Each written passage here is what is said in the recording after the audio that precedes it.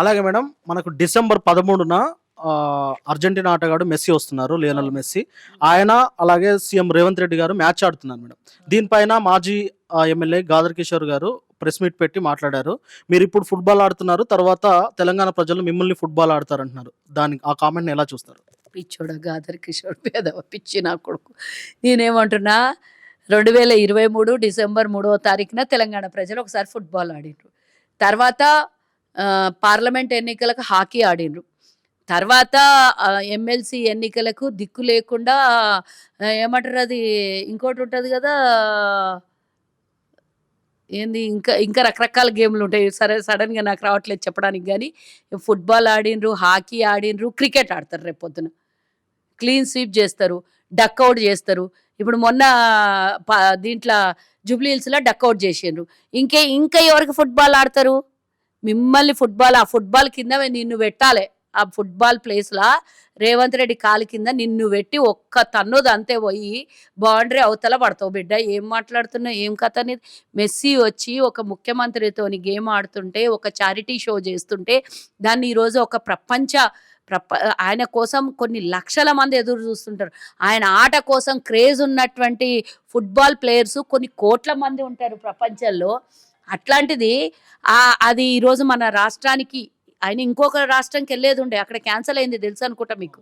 వేరే రాష్ట్రంకి, అది ఏ రాష్ట్రమో నాకు గుర్తులేదు, కానీ అక్కడ క్యాన్సిల్ అయిపోయింది ఆయన. అది మనం ఇక్కడ తీసుకొని రాగలిగినాం. ఆయనని తీసుకొని వచ్చి ఒక చారిటీ షో చేసుకుంటూ రాష్ట్ర ప్రజలకి, అంటే రేవంత్ రెడ్డి గారి కాన్సెప్ట్ మీకు అర్థం అవట్లేదా? ఆయన విజన్ మీకు అర్థం కావట్లేదా? ఆయనకు ఉన్నటువంటి స్కిల్స్ మీకు అర్థం కావట్లేదా? రేవంత్ రెడ్డి గారు ఉద్యోగాలకి ప్రియారిటీ ఇస్తుండ్రు, స్పోర్ట్స్కి ప్రియారిటీ ఇస్తుండ్రు, విద్యకి ప్రియారిటీ ఇస్తుండ్రు, టెక్నాలజీకి ఇంపార్టెన్స్ ఇస్తున్నాడు, విదేశీ పెట్టుబడులకు, వివిధ సంస్థల నుంచి వచ్చే పెట్టుబడులకి ప్రియారిటీ ఇస్తున్నారు. మన రాష్ట్రాన్ని ఏ విధంగా డెవలప్ చేయాలి అన్ని యాంగిల్లో ఆలోచన చేస్తున్నాడు. అలాంటిది మీరు ఆ విజన్ని అర్థం చేసుకోకుండా ఫుట్బాల్ ఆడతారు అని అంటే, నేను అంటున్నా, రేవంత్ అన్న ఎల్లుండి ఆడేటప్పుడు గాదర్ కిషోర్ గారిని అంట విలువ అన్న, వాడిని పిలిచి ఆ గ్రౌండ్లో ఒక్క తన్ను దన్నన్న, వాడు పోయి ఊరు బయట పడతాడన్న. అట్లాంటి వాళ్ళు చాలా మంది ఉన్నారన్న. ఒక్కొక్కసారి ఒక్కొక్కడిని ఫుట్బాల్ ఆడుకో అన్న. వాళ్ళకి ఆల్రెడీ వాళ్ళ పార్టీతో ఆడుకున్నాం అన్న. ఈసారి గాదర్ కిషోరో ఇంకోడో ఎవడో ఇంకో గాడిద ఎవడన్నా వచ్చని అండ్ ఒక్కొక్కడిని ఒక్కొక్క తన్ను దన్నన్న. అంతే పోయి గ్రౌండ్ బయట పడతారు. ఎందుకంటే ఆ గ్రౌండ్ల నుంచి బయట వస్తే ఆ సినిమాలో రాక్షసుని ఇట్లా పీచుకొని తింటారు కూడా, అట్లా జనాలు మస్తు మంది ఉంటారు. వాడిని తన్ని బయట ఎనికి. గాదర్ కిషోరు, నువ్వు ఒక పనికి మాలినోనివి. నీలాంటి వెధవలకి ఈ ఆట ఏందో తెలియదు, ఈ కథ ఏందో తెలియదు. ఒక ముఖ్యమంత్రి ఒక ప్రపంచ ప్లేయర్తో ఆడుతున్నాడు, అది చూసుకోను. ఆయన గట్సును చూడు ఫస్ట్. నువ్వు ఒక ప్రపంచ ప్లేయర్తోని ఒక కెప్టెన్గా ఆడుతున్నాడు. ఫస్ట్ ఆఫ్ ఆల్ ఆ ధైర్యం చేసిన సాహసాన్ని గుర్తించిన వెధవాని. ఫుట్బాల్ కింద బాల్ ఒక్కసారి తన్నిండంటే ఎన్నో ఉపయోగపడతావు. ఇంతకన్నా ఆ దరిద్రునికి నేను ఇచ్చే ఆన్సర్ వేరే ఉండదు. అలాగే ఆయననే మాట్లాడుతూ గ్లోబల్ సిటీ, ముఖ్యంగా ఫోర్త్ సిటీ నిర్మిస్తున్నారు, అవి కేవలం రేవంత్ రెడ్డి గారు అక్కడ రియల్ ఎస్టేట్ దందాలను పెంచుకోవడానికి అన్నట్టు మాట్లాడుతున్నారు. అందరు వీళ్ళు యాదగిరి గుట్టల రియల్ ఎస్టేట్ దందా చేసినట్ల, లేకపోతే 170 కోట్లు పెట్టి కోకాపేట్ల 170 కోట్లకు 1 ఎకరా అమ్ముడు పోయిందని, దాని పక్కలున్న ల్యాండ్ పోదు కవిత కేటీఆర్ ఉన్నట్ల ఆ రియల్ ఎస్టేట్ వ్యాపారం పెంచుకోవడం కోసం 150 కోట్లకు పెంచిన మీ దందా అందరికీ తెలియదా? మీరు ఏడేడ రియల్ దందా చేయాలనుకున్నారో, ఎస్టేట్లను మార్చిండ్రో, ఏడేడ ఏమేం చేసిండ్రో తెలంగాణ ప్రజలకు తెలియదా? రియల్ ఎస్టేట్ ఆడనే చేయాలని ఉన్నదా? రియల్ ఎస్టేట్ చెయ్యాలి అని అంటే ఓపెన్గా వదిలేస్తాడు, చేసుకోండి అని. ఈరోజు మీరే అంటారు కదా, రియల్ ఎస్టేట్ పడిపోయింది అని కుక్కలోరినట్లు ఒరుతున్నారు కదా. మరి రియల్ ఎస్టేట్ అన్న పెరగని, యా ఎస్టేట్ అన్న పెరగని, రేవంత్ అన్న రియల్ ఎస్టేట్ మన 30,000 ఎకరాలు రేవంత్ అన్న ఉన్నాయాడా? సరే పోనీ అనుకుందాం. మీలాగా ఒక్క రూపాయికే చిన్నజీఆర్ స్వామికి భూమిని అంటగట్టినట్లు కాదు కదా ఈరోజు తెలంగాణ ప్రజల సొమ్మునంతా. మీరు రామేశ్వరరావుకి దాని పక్కన వెంచర్లు వేల ఎకరాలల్లా వెంచర్లు నడిపిస్తున్నాడు కదా. మరి మీరేం రియల్ ఎస్టేట్ చేసినట్లాడా? మీరేం చేసినట్ల తెలియదా అందరికీ? ఇవన్నీ మర్చిపోయినాం. 10 ఏళ్లకి ఎన్నిగానో మర్చిపోతాం, 100 ఏళ్లకు మర్చిపోనంత దరిద్రం చరిత్ర సృష్టించి పెట్టిండ్రు. రేవంత్ అన్న గురించి అనే ముందు మీరు చేసిందంతా, మీ ఈపుని మీరు ఒక్కసారి అద్దంలో పెట్టి చూసుకోండి, కనబడుతుంది. నీకు కనబడకపోయినా వెనకాల ఒక అద్దం పెట్టుకుంటే నీకు ఈపు కనబడుతుంది. మీరు చేసిన తప్పుడు పనులు, మీరు చేసిన దరిద్రము, మీరు రియల్ ఎస్టేట్ పేరు మీద తెలంగాణ ప్రజల సొమ్ముని ఏ విధంగా దోచిండ్రు, ఎన్ని స్కాములు చేసిండ్రు ధరణితోని అనేది అందరికీ తెలిసిన విషయమే. కొన్ని వేల ఎకరాలు, 1,00,000 ఎకరాలకు పైగా స్కాములు చేసిండ్రు అనే చరిత్ర అందరి దగ్గర ఉన్నది, అందరికీ తెలుసది. మళ్ళా మీరు కొత్తగా రియల్ ఎస్టేట్ గురించి మాట్లాడితే సిగ్గుకే సిగ్గేస్తది. అలాగే మేడం, రేవంత్ రెడ్డి గారు అధికారంలోకి వచ్చి, కాంగ్రెస్ ప్రభుత్వం అధికారంలోకి వచ్చి 2 సంవత్సరాలు పూర్తి చేసుకుంది. అయితే ప్రజాపాలన కాదు, ఇది దగా పాలన అంటున్నారు బీఆర్ఎస్ నాయకులు. ముఖ్యంగా ఎందుకంటే 6 గ్యారంటీలు ఇప్పటికీ చాలా వరకు అమలు కావట్లేదు, మిగతా ఇచ్చిన 420 హామీలు కూడా అమలు కావట్లేదు అన్నట్టు ఇది దగా పాలన అంటున్నారు మేడం. ఆ కామెంట్ మీరు ఎలా చూస్తారు? చెప్పాలి దరిద్రులకు ఆన్సర్. దగా చేసిపోయిన వాళ్ళని, దోపిడీ చేసిపోయిన వాళ్ళని మళ్ళీ చేను కంచెమేసినట్ల తెలంగాణ ప్రజల సొమ్మంతా మేసిండ్రు నలుగురు కూర్చొని. నలుగురితో పాటు వాళ్ళది ఒక కోటరీ ఉండే, ఆ కోటరీ అంతా మేసింది. అయినా దాన్ని మళ్ళా చేను కంచెన వేసినప్పుడు పందికొక్కులు అడవిని మేయనికో లేకపోతే ఏమన్నా వస్తే ముళ్ళ కంచె పెడతాం చూడు, అట్లా ఇప్పుడు ముళ్ళ కంచె వేసిండు రేవంత్ రెడ్డి. కాబట్టి ఆ ముళ్ళ కంచెలా కుచ్చుకుంటున్న ముళ్ళన్నీ బాయేతోని మాటలు వస్తున్నాయి. ఇవన్నిటికీ ఒక్కటే దొగబడ్డ తెలంగాణ దళ చేసిండ్రు. ఒక్కటి 6 గ్యారెంటీల విషయం మాట్లాడానికి సిగ్గుపడండి. మీరు ముంచిపోయిన పైసలు, తెలంగాణ మీద అప్పు చేసిన పైసలు, వడ్డీలకు గడుతున్నటువంటి విషయం మీరు మర్చిపోతే దాన్ని తెలంగాణ ప్రజలు ఎవ్వరు మర్చిపోరు. మర్చిపోపిస్తాము అనే మీరు ప్రయత్నం చేస్తున్నారు చూడండి. తెలంగాణ ప్రజలకు తెలుసు 1,50,000 2,00,000 కోట్లు ఒక్కొక్కరు, 2,00,000 రూపాయలు ఒక్కొక్కరు నెత్తి మీద ఏ పాపం చేయని వాళ్ళు తెలంగాణలో నెత్తి మీద పెట్టినాం అనేది అందరికీ తెలుసు. నువ్వు చేసిన అప్పుకు వడ్డీలు కడుతున్నది అందరికీ తెలుసు. మీ హయాంలో 19 లక్షల రేషన్ కార్డులను తీసేస్తే మేమొచ్చి ఓ 15 లక్షల కొత్త రేషన్ కార్డులను ఇచ్చినాం. 10 ఏళ్లలో సచ్చినోని పేరు తీయలేదు, కొత్తోని పేరు పెట్టలేదు, పుట్టిన పిల్లల పేరు పెట్టలేదు, అత్తగారింటికి పోయిన కోడల పేరు పెట్టలేదు. రేషన్ కార్డులని మీరు తీసి పడేసిండ్రు. 22 లక్షల ఓటర్లను డిలీట్ చేసిండ్రు. అన్నిటికన్నా మించి తెలంగాణ ప్రజల మీద కరెంటు భారం మోపి ఇబ్బంది పెడుతుంటే మేము వచ్చినాక 200 యూనిట్ల ఉచిత కరెంట్ ఇస్తున్నాం. ఇచ్చిన హామీల్లో ఇది కూడా భాగమే. నేను చెప్తున్నా, 500కే గ్యాస్ ఇస్తున్నాం, 10 లక్షల రూపాయల ఆరోగ్యశ్రీ ఇస్తున్నాము, రైతుకు రుణమాఫీ చేసినాము, రైతుకు రైతు భరోసా ఇస్తున్నాము, రైతుకి 500 రూపాయల బోనస్ ఇస్తున్నాము, ఇంటిగ్రేటెడ్ విద్యాలయాల్ని కట్టిస్తున్నాము, ఒక్కొక్క నియోజకవర్గంకు 3,500 కొత్త ఇండ్లను కట్టిస్తున్నాము, 5 లక్షల రూపాయలు ఇచ్చి ఇల్లు నిర్మాణంకు ఇప్పటికే ఒక 25% ఇండ్ల నిర్మాణం పూర్తి అయిపోయింది. ఇంటిగ్రేటెడ్ 200 కోట్లు పెట్టి ఒక్కొక్క నియోజకవర్గంలో మీరు అన్నారు కదా గురుకుల విద్యాలయాలు కనీసం భోజన హాస్టళ్లకు కూడా సరిగ్గా నోచుకున్నటువంటి విద్యార్థులు బలహీనమైపోయి అనారోగ్యం పాలవుతుంటే మా ప్రభుత్వం వచ్చినాక మా ప్రభుత్వం మీద నెట్టే ప్రయత్నం చేస్తే 40% వాళ్ళకు డైట్ ఛార్జెస్ పెంచి ఈరోజు వాళ్ళకు పుస్తకాలు, యూనిఫామ్స్, వాళ్ళకు మంచి భోజనము అన్నీ ఇచ్చి ఈరోజు విద్యార్థులని వాళ్ళు భావి భారత పౌరులు, చదువుకుంటేనే భవిష్యత్తు బాగుంటుంది, సమాజం బాగుంటుంది అని ఆలోచన చేసి మా ముఖ్యమంత్రి ముందుకు తీసుకొని వెళ్తుండు. ఈరోజు 4 కోట్ల మందికి ఈరోజు సన్నబియ్యం అన్నం పెడుతున్నాడు. మీరు వరేస్తే ఉరి అంటే అదే వరిని కొనుక్కొని సన్నబియ్యం ఈరోజు తెలంగాణ ప్రజలకు ఇస్తున్నాం. మేము ఇయ్యందల్లా ఒక 2,500 రూపాయలు, ఒక 4,000 రూపాయలు పెన్షన్.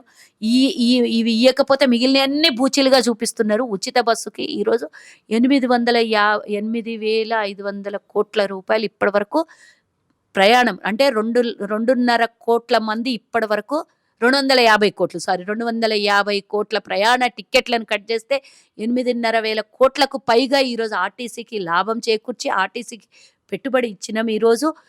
ఈరోజే సాయంత్రం మధ్యాహ్నమే 65 ఎలక్ట్రిక్ బస్సుల్ని ప్రారంభించినాము.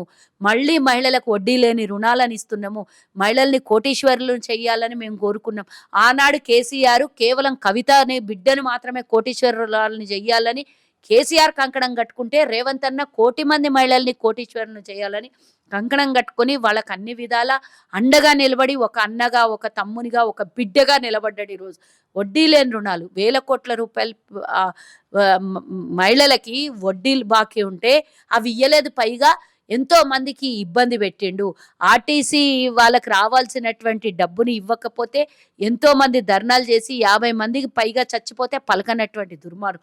ఇవన్నీ మేము బాగు చేసుకుంటూ ఒక్కొక్కటి బాగు చేస్తున్నాం. మేము ఈరోజు 75,000 ఉద్యోగాలు ఇచ్చాం. 75,000 ఉద్యోగాలు ఇచ్చినాం. కేసీఆర్ హయాంలో ఎంతో మంది నిరుద్యోగ యువత ఆత్మహత్య చేసుకొని చచ్చిపోతే చరిత్రను సృష్టించినము. దేశంలోనే ఎవ్వరు కూడా సంవత్సరం లోపల 70,000 ఉద్యోగాలు ఇవ్వలేదు. మా ప్రభుత్వంలో 70,000 ఉద్యోగాలు ఒక్క సంవత్సరం లోపల ఇచ్చినాం.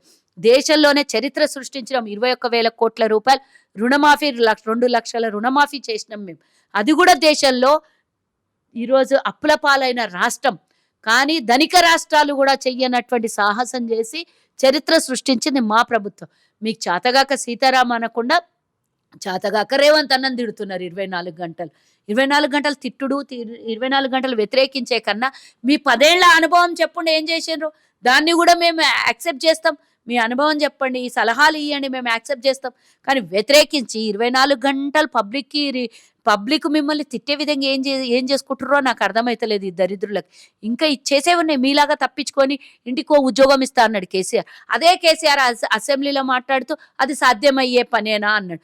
ఇదే కేసీఆర్ దళితులకు 3 ఎకరాల భూమి ఇస్తా అన్నాడు. అదే కేసీఆర్ మళ్ళీ వచ్చి అసెంబ్లీ సాక్షిగా అసలు భూమి ఉన్నదా ఇయ్యడానికి అన్నాడు. మీరిచ్చిన హామీలు తుంగలో తొక్కి అబద్ధాలు మాట్లాడారు. కానీ మా కాంగ్రెస్ ప్రభుత్వం ఏదైతే ఇయ్యలేదో అది ఇయ్యలేదని చెప్పుకుంటున్నాం. ఈరోజు బంగారం ఆకాశానికి ఎగిరింది. అది పట్టలేని పగ్గాలే అయిపోయింది. అది ఈరోజు 1,50,000కు దగ్గరగా చేరుకున్నది. కానీ ప్రభుత్వ ఖజానాకు కూడా పూర్తిగా గండి పడుతుంది కదా. ఇస్తామన్నాం తులం. ఆ రోజు 60,000 ఉండే. సరే ఇద్దాంలే, ఇంకో 1,00,000కు 1,50,000 అవుతుందేమో, ప్రజలకు ఇస్తే వాళ్ళ సొమ్ము వాళ్ళకే కదా అని అనుకున్నాం. కానీ అది రెక్కలు కట్టుకొని ఎగిరినట్టు ఎగిరిపోతూనే ఉంది. కానీ ఈరోజు ఇద్దరికి అందాల్సినటువంటి లాభం ఒక్కరికి కూడా ఇయ్యలేని పరిస్థితి రావద్దు కదా. కాబట్టి ఆగి ఉన్నాం. 2-3 పథకాలని మేము అమలు చేయలేదు. మేము ఒప్పుకుంటున్నాం. గ్యాస్ ఈరోజు కేంద్రం మాకు సబ్సిడీ లేకుండా ఇస్తే గ్యాస్ మేము సబ్సిడీతో ఇస్తున్నాం కదా 500కే. ఇన్ని చేస్తున్నాం మేము. ఉచిత బస్సు వల్ల ఒక 2-3 వేల రూపాయలు మహిళకు ఆదాయం అవుతున్నది. 200 యూనిట్ వల్ల ఒక 1,000 రూపాయల కరెంటు బిల్లు మిగులుతుంది. 500 గ్యాస్ వల్ల ఒక 500 రూపాయలు అదనంగా మిగులుతున్నాయి. వడ్డీ లేని రుణాలు ఇస్తే వ్యాపారాలు చేసుకుంటున్నారు. పెట్రోల్ బంకులు పెట్టుకుంటున్నారు. వాళ్ళు ఈరోజు రైస్ మిల్లులు పెట్టుకుంటున్నారు. ఎన్నో చేసుకుంటున్నారు కదా. ఎన్నో ఉపాధులు ఇస్తున్నాం కదా. ఇదే డాక్రా మహిళలకి ఉచితంగా మేము శిల్పకళారామంలో ఎన్నో షట్టర్లు ఇచ్చినాం వాళ్ళకు. వాళ్ళు స్వయం ఉపాధి కలిగించాలి అని ప్రభుత్వం వాళ్ళకి అన్ని విధాలా నిలబడి ఆదుకుంటుంది. నువ్వు గతంలో మహిళల్ని కేర్ చేసినావా? మొట్టమొదటి క్యాబినెట్లో మహిళలు లేకుండా చేసినావు. నువ్వు మహిళా కమిషన్ వేయకుండా చేసినావు. మహిళల్ని అరగదొక్కినావు. మహిళలకి నువ్వు 3rd డిగ్రీ ఇచ్చి చంపినావు నువ్వు. అలాంటి నువ్వు ఈరోజు మేము చేసే పనులకు నువ్వు మాట్లాడుతుంటే చూస్తూ ఊరుకుంటామా? నువ్వు దొంగ పరిపాలన చేసినావు. మేము ఈరోజు ప్రజల పరిపాలన చేస్తున్నాం, ప్రజాపాలన చేస్తున్నాం. గడిల పరిపాలన నీదైతే ప్రజల ప్రభుత్వం మాదైంది ఈరోజు. అలాగే ఎంపీటీసీ జెడ్పీటీసీ ఎన్నికలు జరగవు అంటున్నారు. ఎందుకంటే స్థానిక సంస్థల ఎన్నికల మొదటి విడత ఎన్నికలు రేపటి నుంచి స్టార్ట్ అవుతా ఉన్నాయి. అక్కడ ఆ ఎన్నికల్లో కాంగ్రెస్ పార్టీ 0 కొడుతుంది, బీఆర్ఎస్ పార్టీ క్లీన్ స్వీప్ చేస్తుంది. కాబట్టి భయపడి ఎన్నికలకు పోరు అని బీఆర్ఎస్ శ్రేణులకు సంబంధించిన కొన్ని సోషల్ మీడియాలో అయితే విపరీతంగా ట్రోల్స్ అవుతా ఉన్నాయి మేడం. నిజంగా స్థానిక సంస్థల ఎన్నికల ఫలితాలను బట్టి ఎంపీటీసీ జెడ్పీటీసీ ఎన్నికలు గ్రామ పంచాయతీ ఎన్నికల సరే వీళ్ళకి ఏమైనా జ్యోతిష్యం వస్తుందేమో, ఆ జ్యోతిష్యాన్ని తిరిగేసి చూడమని చెప్పు. 100 సీట్లు గెలుస్తాం అసెంబ్లీలో అన్నారు. ఆ జ్యోతిష్యం తుస్సుమన్నది. పార్లమెంట్లో 17 గెలుస్తాం అన్నారు. తుస్సుమన్నది. మరి ఇక వీళ్ళ జ్యోతిష్యం ఎంతవరకు నమ్మాలి? వీళ్ళ అనాలిసిస్ ఎంతవరకు నమ్మాలి? మళ్ళీ మొన్న జూబ్లీహిల్స్ ఎన్నికల కూడా ముందు 3-4 రోజుల ముందు వాళ్ళు ప్రీ ఎగ్జిట్ పోల్స్ రిలీజ్ చేసుకున్నారు. అది కూడా తుస్సుమన్నది కదా. అంటే వీళ్ళది ఏది నమ్మాలి? అంటే వీళ్ళు హైప్ చేసుకోవడము. పాపం గ్రామ పంచాయతీలలో పాపం అదే సింపుల్గా ఉండేటోళ్ళు వాళ్ళు పోటీ చేస్తుంటారు. అంటే వాళ్ళని నాగం చేద్దామనే మీ పార్టీ వాళ్ళను, అరే మేమే గెలుస్తాం అంటే ఆవేశంతో పోయి బాగా డబ్బులు ఖర్చు పెట్టి ఓడిపోతే పరిస్థితి ఏంది అనేది, అంటే వాళ్ళకి బూస్టింగ్ ఇస్తున్నా వాళ్ళకి మైనస్ చేస్తున్నారు.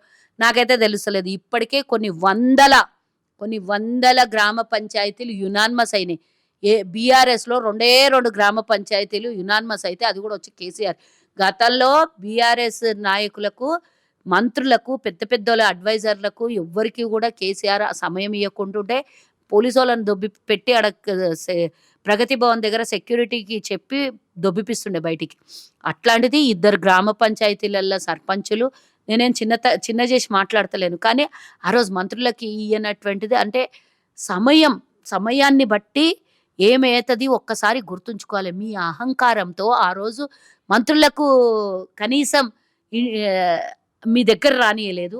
ఈరోజు మళ్ళీ మాకు ఒక సమయం వస్తుంది అని మొసలి కన్నీళ్ళు గార్చుకుంటా, నక్క వినయం చూపించుకుంటా ఒక 4 వార్డు మెంబర్లు, 2 సర్పంచులు నన్ను కూర్చోబెట్టుకొని కేసీఆర్ వాళ్ళకి సన్మానం చేసి దోలిండు. ఆ రోజు కానరాని మంత్రుల భేటీ, ఈరోజు సర్పంచులకైనా సరే నేను పిలుచుకొని మాట్లాడతానే స్థితికి వచ్చినాం అంటే కాలం, మనం చేసే తప్పిదాలకు కాలం ఎలాంటి నిర్ణయాలు తీస్తుందో దాన్ని ఎవ్వడైనా, పంచభూతాలకి ఎవ్వడైనా ఒక్కటే అనేది గుర్తుంచుకోవాలి. మన అహంకారమే, మన తలబిరుసుతనమే, మన పొగరుపోతుతనమే మనకి ఈ స్థాయికి తీసుకొచ్చింది అని ఒక్కసారి గుర్తుంచుకోవాలి. గ్రామ పంచాయతీలో నేను ఈరోజు మీ ఒల్గా టీవీ ద్వారా చెప్తున్నా. గ్రామ పంచాయతీలో మేము ఓడిపోతాము. మెజార్టీ సీట్లు బీఆర్ఎస్ గెలుస్తది అని వాళ్ళన్నారు గదా! ఒకవేళ 75% మేము విన్ అయ్యి గ్రామ పంచాయతీలన్నీ కైవశం చేసుకొని మా జెండాలు ఎగరేస్తే ఏం చేస్తారో వాళ్ళు నాకు జెప్పాలి. ఒకవేళ మొత్తం వాళ్ళు ఓడిపోతే అన్ని గ్రామ పంచాయతీలలో మెజార్టీ కాంగ్రెస్ కన్నా తగ్గి మేమే క్లీన్ స్వీప్ చేస్తే వాళ్ళేం చేస్తారో నాకు జెప్పాలి. వాళ్ళేం చేస్తారో ఛాలెంజ్‌కి సిద్ధమా అని అడుగుతున్నా. మేమైతే రెడీగా ఉన్నాం ఛాలెంజ్‌కి సిద్ధం. మీరు సిద్ధమా అని అడుగుతున్నా.